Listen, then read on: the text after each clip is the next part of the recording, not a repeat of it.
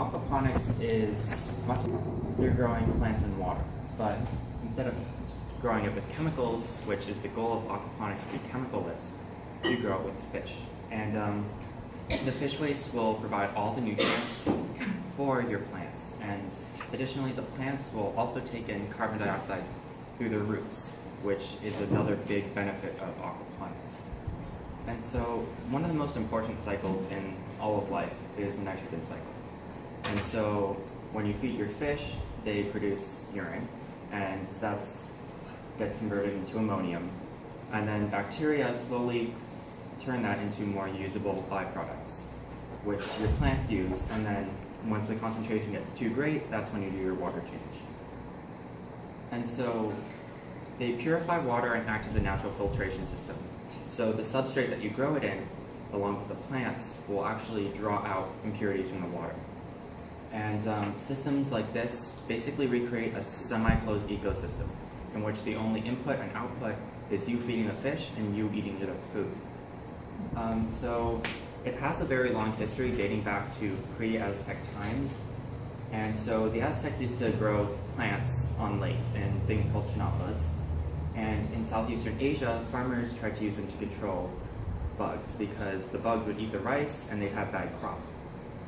So they put fish in there, and they discovered that with the fish they would grow a lot more food and it would be a lot more nutritious. And in modern day China, because they're having a huge population explosion, they're using aquaponic systems up to 2.5 acres in size to try and combat the limited amount of resources. And so there's 6 major components.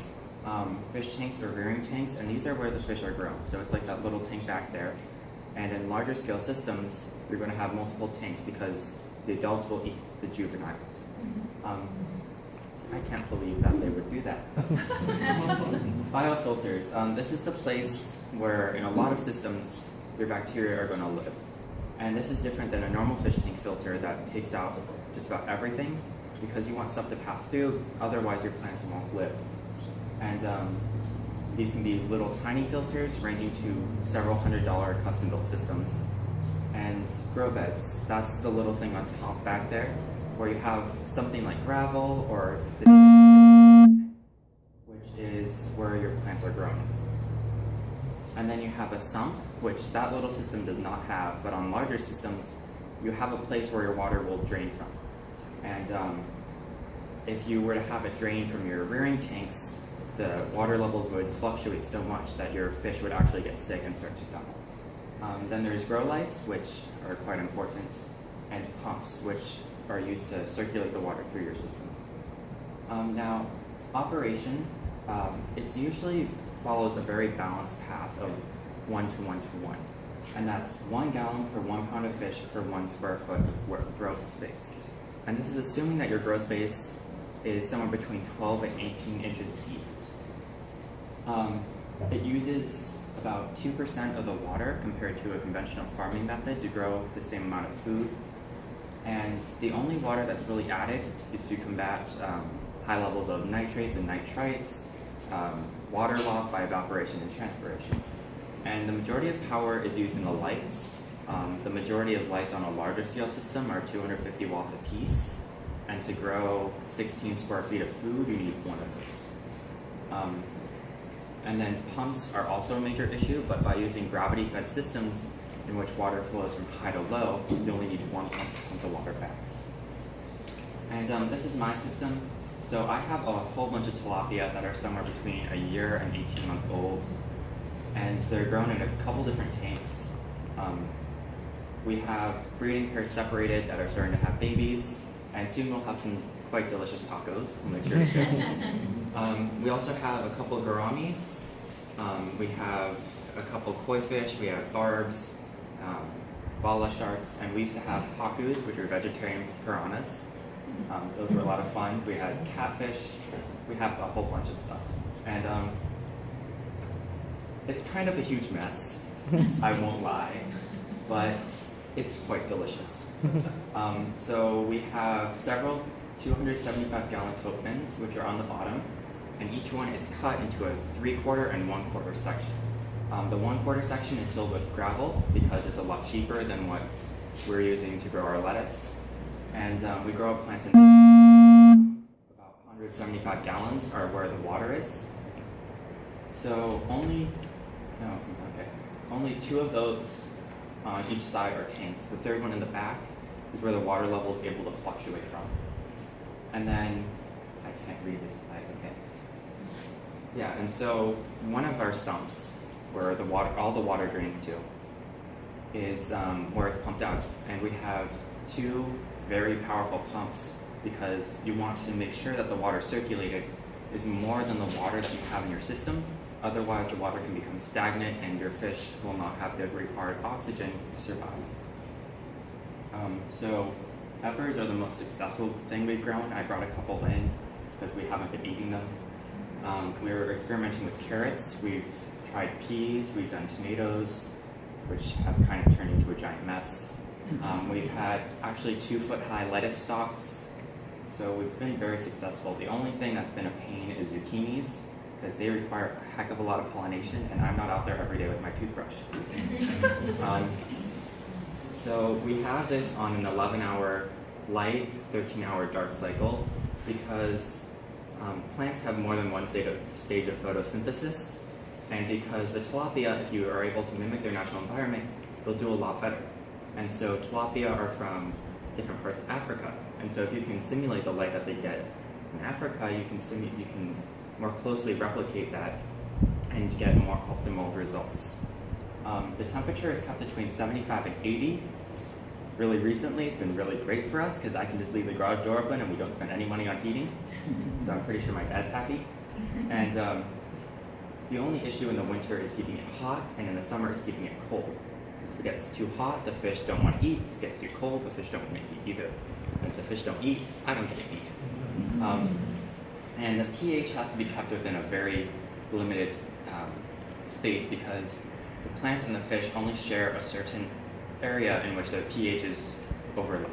So plants have a higher pH than fish do, and if you're able to get in that golden spot, then there's going to be very few problems. We have a couple auto feeders, which are really small and don't do the job very well. And they can only feed our fish 4 times a day. So we have to throw in a couple extra handfuls, especially as they become, I think they're like this big now. And so we have to give them extra food morning and night. And I'm actually working on programming a partially automated system in which we'll get real feedback of temperature, pH, the amount of food left in auto feeders, and I'm going to expand the capacity of our auto feeders so we can feed them more times a day and with more food. So there's a lot of practical applications of this, especially there's a lot of people who don't have enough land to create their own garden, and so they join community gardens, and especially back on the East Coast where there's a lot of older buildings painted with paint from before the 90s. They're finding that there's a very high concentration of mercury, lead, and other contaminants, which also come from pesticide use. And so the goal with aquaponics is to slowly replace these because we're able to grow more food in a small amount of space. It's been, depending on who you look at, about 9 to 12 acres of conventional farming will equal 1 acre of aquaponics.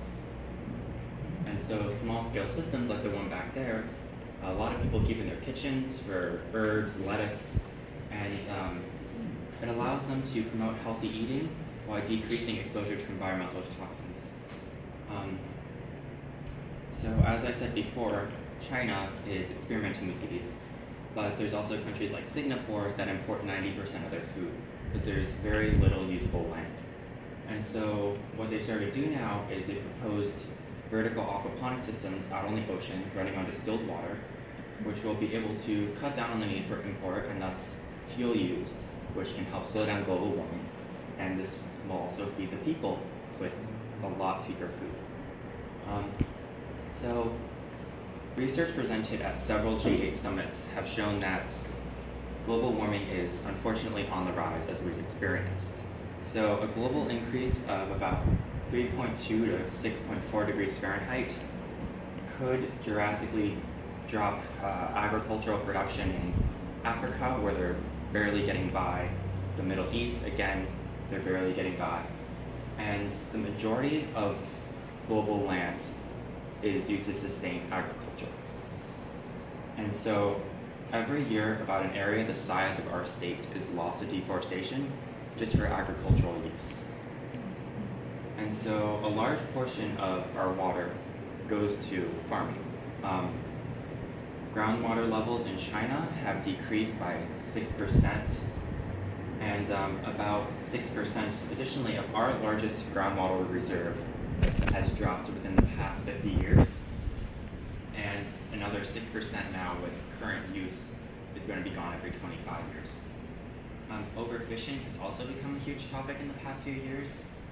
I really love the sushi back there. I would like to enjoy it more, but unfortunately, that might not be the case. As of 2010, about 2,050 species were lost due to overfishing, and about an additional 70% are endangered, and I don't want to eat jellyfish. So water pollution is another major issue. And so a lot of the water in local rivers is storm runoff. And so the Escondido Creek here is a lot like that little aquaponic system, in which environmental toxins are pulled through and are pulled out of the water, making the water cleaner for species who are not as tolerant to them. And these are some graphs pulling local data from different points. So this is when it leaves Escondido, and this is when it leaves the creek. And the amount of nitrate and nitrite are dropped by about half, and phosphate drops by about a quarter overall, which is really good because depending on what kind of species it is, different levels of nitrate, nitrite, and phosphate can affect it a lot. And so we're able to monitor water quality additionally by looking at the kinds of plants and animals that can grow there. There's 3 major species of fly in San Diego, and all 3 are supported by the creek, which is dam runoff from the Olivine Reservoir, the cleanest water in San Diego. Here we only are able to support 2 of them. I can't remember which ones they are, but they're able to thrive in this environment, and we want to try and reintroduce local species who have been lost into these environments, which are what's going to become clean. So thank you for your time. Yeah. Just when you were talking about pH earlier, and you said, and you get out of that golden zone, that you call it. Yeah. What do you do to get it back? Usually water change, because we have reverse osmosis, and so the water is about 7.1. If it's tap water and your pH is high, it'll make it a lot higher. This tap water here has about a pH of 7.5 to 8. So there's a couple natural products you can buy off of Amazon, or a couple small aquaponics and hydroponics stores in Chula Vista, which are able to help you change your pH. Any other questions? Yeah. Discovery Lake has a large amount of algae now, Right. which it didn't have before. Is this bad or good for the lake? Well, algae is, depending on what you look at it, algae, because it's usually, I don't completely know how to answer your question, but algae traditionally signals that there's too much nitrate, nitrite, and phosphate. If your pool starts to turn green, that's usually the issue. So I'm going to assume that there's too many fish and not enough plants to try and detoxify that, because if there's a lot of algae, that means something's out of proportion. Yeah. Have you or anybody tried incorporating solar power to help with that? Yeah, actually our entire house is solar. And so are the lights and everything the power in this house? Yeah, we have a 15.5 kilowatt system, and so this uses about a kilowatt of energy, and it's all solar. But there's people who are doing it in greenhouses where they use solar tubes in which sunlight charges a battery, and then at night a little bit of light is given off. Yes. Is there a cost benefit to doing this? Yeah, the initial cost setup for something our size, which is about maybe half the size of the IC, was about $5,000. But afterwards, there's a lot less maintenance required than a conventional garden because you don't have to spend as much on water, and because you actually get a lot more produce out of it. In a traditional garden, you lose a lot of it to animals, and if you're able to keep it, like we have ours in a spare garage, we're able to close it when it gets too cold, open it when it gets too hot, and pests don't like going in there. So there is a lot of cost savings later on, but initially it is a lot more money. Do you recycle the water? Yeah, the water is recycled. So any water that, like when we do a water change, the water is used to water our grass. Thank you. Thank you.